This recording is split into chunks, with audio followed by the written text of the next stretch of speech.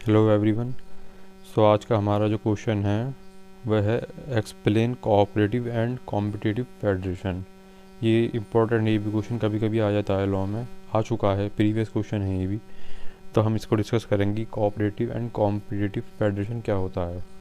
तो सबसे पहले कोऑपरेटिव फेडरलिज्म, ये जो डेफिनेशन दी गई है ऑस्टिन ने कहा है कोऑपरेटिव फेडरलिज्म के बारे में। तो cooperative federalism deals with the relationship between union and state government in the matter of legislation, administration and finance. Schedule 7 of Constitution specifies union, state and concurrent list by which work of union and state decided।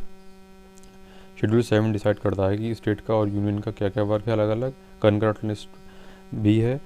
They are constitutionally obliged to cooperate with each other on the matter specified in the 7th schedule. The 73rd and 74th Constitution Amendment introduced Panchayati Raj in rural area and municipality in urban area system to strengthen the roots of cooperative federation in India। तो ये जो 73rd and 74th amendment है, ये काफ़ी अच्छा example है cooperative federalism का। Centre और स्टेट इसमें कोऑपरेट करते हैं। तो आगे देखते हैं एग्जाम्पल क्या क्या है इसके। फर्स्ट है state given freedom to select central scheme as per their requirement. State अपने हिसाब से यूनियन की स्कीम को इम्प्लीमेंट कर सकते हैं अपने यहाँ। तो ये कोऑपरेटिव फेडरलिज्म का एग्जाम्पल है। Joint venture between state and centre to carry out infrastructure project like rail project वगैरह, ये सब कोऑपरेटिव फेडरलिज्म का एग्जाम्पल है। जॉइंट वेंचर जो होते हैं सेंटर स्टेट के बीच में।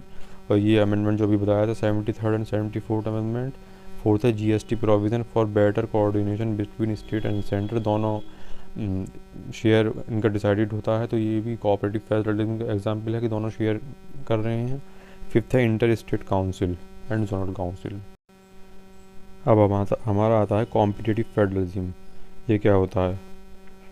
Competitive federalism deals with relationship among two or more state या state and state for better development and facilities in the field of trade, investment and commerce।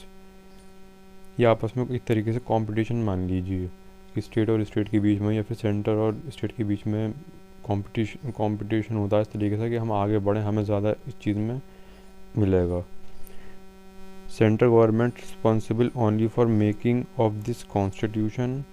State compete with each other to attract funds and investment, which facilitate efficiency in administration and enhance development activities।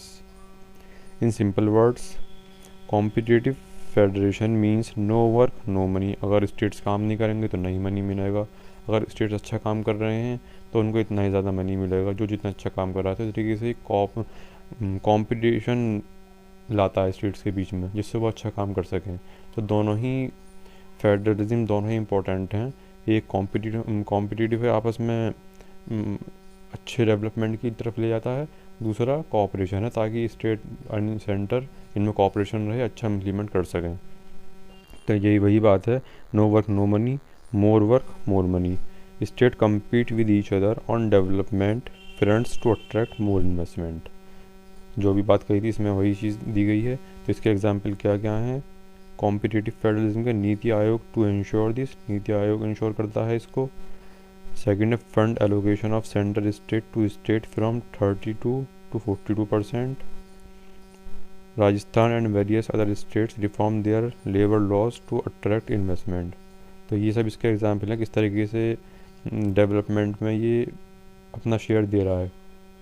तो इसमें fund increase कर दिया centre ने state को 32 से 42%, जो अच्छे काम कर रहे थे, जिनका डेवलपमेंट अच्छा हो रहा था। तो आपस में कंपटीशन होगा स्टेट्स में कि हम आगे बढ़ें। राजस्थान ने अपने लेबर लॉस को इन्होंने रिफॉर्म किया है ताकि ज़्यादा से इन्वेस्टमेंट आ सके।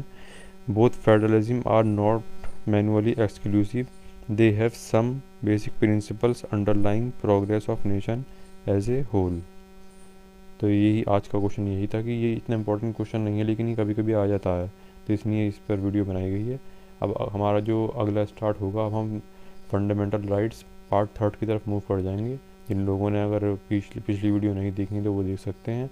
और कल से हमारे बहुत इंपॉर्टेंट क्वेश्चन स्टार्ट होने वाले हैं, जो भी पार्ट 3 है बहुत इंपॉर्टेंट है। तो आज की वीडियो में इतना ही।